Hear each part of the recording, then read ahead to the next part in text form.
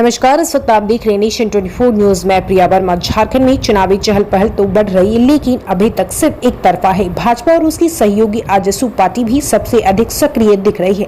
भाजपा की चुनाव प्रभारियों की लगातार दौरे हो रहे हैं।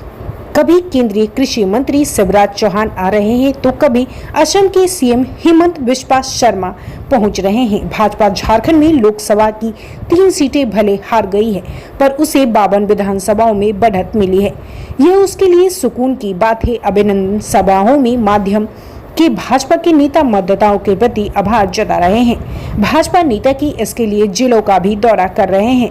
पर सबसे बड़ा सवाल यह है कि भाजपा किसके चेहरे पर इस बार विधानसभा चुनाव लड़ेगी।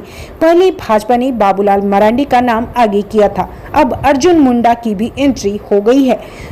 लोकसभा चुनाव में हार के बाद मुंडा विधानसभा की किसी सुरक्षित क्षेत्र में चुनाव लड़ने की तैयारी कर रहे हैं। ऐसे में मतदाता समझ नहीं पा रहे हैं कि भाजपा का सीएम चेहरा इस बार कौन होगा।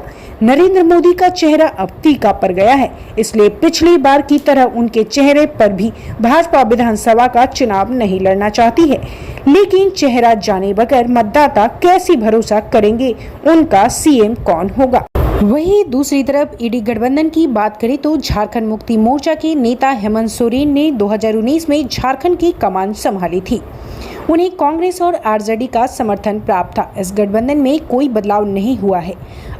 अलबत्ता एक नई पार्टी सीबीआई गठबंधन के साथ हो गई है। सीबीआई के एक ही विधायक विनोद सिंह हैं, जो बागोदर से चुनाव जीतते रहे हैं।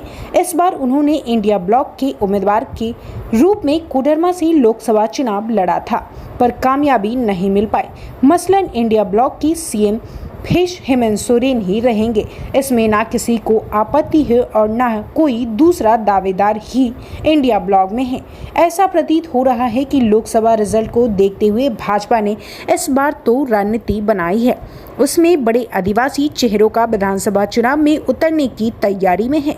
इनमें कुछ तो लोकसभा चुनाव के हारे हुए खिलाड़ी हैं, तो कुछ सुप्ता वास्ता के किनारे नए किए गए नेता सीता सोरेन, गीता कोड़ा, सुदर्शन भगत, समीर उरांव और अर्जुन मुंडा को भाजपा इस बार मैदान में उतारेगी।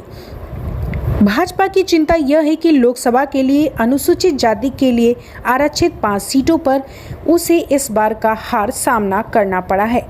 इन 5 संसदीय सीटों के अंतर्गत विधानसभा की 28 सीटें आती हैं। पिछले विधानसभा चुनाव में भी भाजपा सिर्फ 2 ही आरक्षित सीटें जीत पाई थी। यही वजह है कि भाजपा रणनीतिकारों ने अपने बड़े आदिवासी चेहरों पर दांव लगाने की योजना बनाई।